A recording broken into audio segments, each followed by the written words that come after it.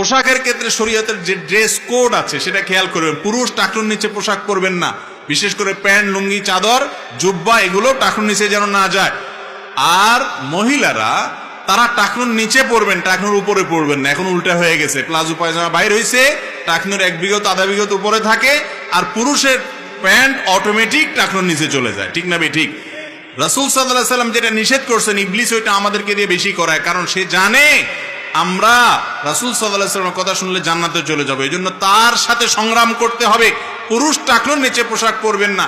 Maximum যুবক এবং পুরুষরা টাকনুর নিচে পোশাক পরেন।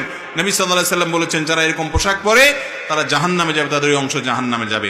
এই জন্য পোশাকের ক্ষেত্রে এই সমস্ত ড্রেস কোডগুলো আমরা মাথায় রাখবো। এগুলো মাথায় রেখে যদি চলেন, ইনশাআল্লাহ আপনার পোশাক পরা জায়েজ হবে।